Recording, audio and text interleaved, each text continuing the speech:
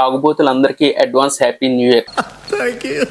ప్రతి ఒక్కరూ ఒక ఆశయంతో, ఒక మంచి రిజల్యూషన్ తో 2025 నుంచి 2026 సంవత్సరానికి అడుగు పెడతారు.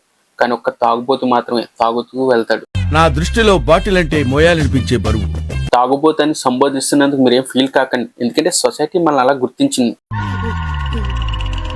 ఈ సొసైటీకి తెలియదు కదా మన contribution state and national development కి ఎంత ఉపయోగపడుతుందో. ఉదాహరణకి మనం తిరుగుతున్న రోడ్లు మన డబ్బులతో నిర్మించినవే. గుప్పిడి సిమెంట్ నీ డబ్బులతో కొన్నవే. 4 గులకరాలు నీ డబ్బులతో కొన్నవే. కొంతమంది సీనియర్లు హెవీ డ్రింకర్స్ అయితే రోడ్లే వేశారు, అది వేరే విషయం అనుకోండి. స్టేట్ వెల్ఫేర్ స్కీమ్స్ లో మీ రూపాయి 10 రూపాయి ఉంది. ఇలా చెప్పుకుంటూ పోతే చాలా ఉన్నాయి. ఇదంతా ఇండైరెక్ట్. డైరెక్ట్ గా మనం చాలా మందికి ఉపయోగపడుతున్నాం.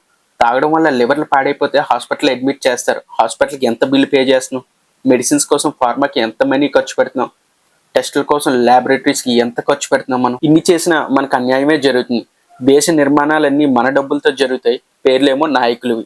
ఇదేంటంటే రోడ్డు మీదకి వెళ్ళి సింగిల్ హ్యాండ్తో లారీయో బస్సు ఆపితే తాగేస్తున్నామని మళ్ళీ మనల్ని జైల్లో పెడతారు. చూడండి, ఇదంతా మీకు ఒక జోక్లా ఉండొచ్చు.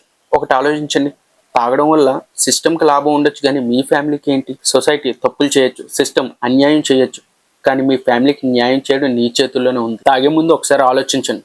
తెలుసు కదా ఇది ఎవరికి షేర్ చేయాలో.